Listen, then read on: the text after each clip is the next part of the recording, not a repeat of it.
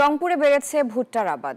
ভালো ফলনে খুশি কৃষকরা। ভুট্টার আবাদের আরো খবর জানাতে যুক্ত হচ্ছেন সহকর্মী রেজাউল করিম মানিক। ভুট্টার আবাদ ও দাম নিয়ে কি বলছেন কৃষকরা, জানাবেন।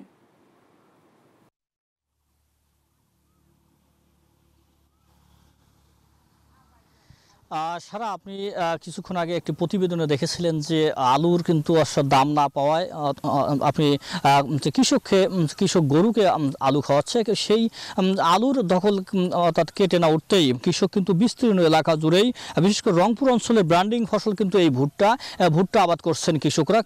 ভুট্টার কিন্তু ভালো ফলন হয়েছে, ইতিমধ্যে ভুট্টার থোর আসতে শুরু করেছে, কিন্তু কৃষকরা বলছেন রংপুর অঞ্চলের কোনো জেলাতেই ভুট্টা প্রক্রিয়াজাত কোনো কেন্দ্র না থাকায় ভুট্টার অর্থাৎ দর নিয়েও কিন্তু তারা আশঙ্কা করছেন। আর কয়েকদিন পরেই অর্থাৎ আর এক মাসের মধ্যে কিন্তু ভুট্টা কিন্তু অর্থাৎ ঘরে তুলবেন কৃষকরা।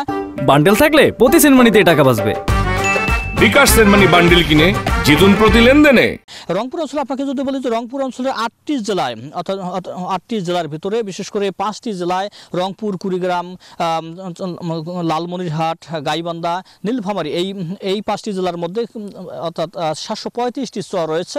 এই 735টি চরে কিন্তু বিস্তীর্ণ এলাকা জুড়ে আলু তোলার পর কৃষকরা ভুট্টা আবাদ করেছেন, কিন্তু ভুট্টার বাম্পার ফলন হয়েছে। কিন্তু চাষিরা কিন্তু বলছেন যে আসলে আলু যেখানে তারা ব্যাপক লোকসানের শিকার হয়েছেন, আলুর দাম নেই, হিমাগারও রাখতে পারেননি, এরপরে তারা ভুট্টা আবাদ করেছেন, সেই ভুট্টা নিয়েও কিন্তু তারা সংশয়ে রয়েছেন। তারা বলছেন যে সরকারকে বারবার বলা হলেও যেহেতু রংপুর অঞ্চলে চর অঞ্চল রয়েছে, নদীবেষ্টিত এলাকা, সেখানে অসংখ্য চর রয়েছে, চরে আসলে আলু তোলার পরে ভুট্টা আবাদ করা হয়, কিন্তু সেখানে ভুট্টার যে ভালো দাম পাবেন কিনা সেটি নিয়েও কিন্তু সংশয় রয়েছে। তারা বলছেন যে ভুট্টা প্রক্রিয়াজাতকরণ বিক্রয় কেন্দ্র কোনোটাই কিন্তু গড়ে ওঠেনি রংপুর অঞ্চলের কোনো জেলায়। ভুট্টার ব্র্যান্ডিং জেলা বলা হয় লালমনিরহাটকে, সেখানে আসলে প্রধান ফসল কিন্তু ভুট্টা, সেখানেও কিন্তু কোনো প্রক্রিয়াজাতকরণ নেই, কেন্দ্র নেই, তাই কিন্তু ভুট্টার ফসল নিয়েও কিন্তু ব্যাপক সংশয় রয়েছে চাষিদের মাঝে। তারা সরকারের কাছে দাবি জানিয়েছেন ভুট্টার বিক্রয় কেন্দ্র এবং ভুট্টা প্রক্রিয়াজাতকরণ কেন্দ্র এই দুটি দ্রুত তারা স্থাপনের দাবি জানিয়েছেন। তাহলে এই ছিল আমার কাছে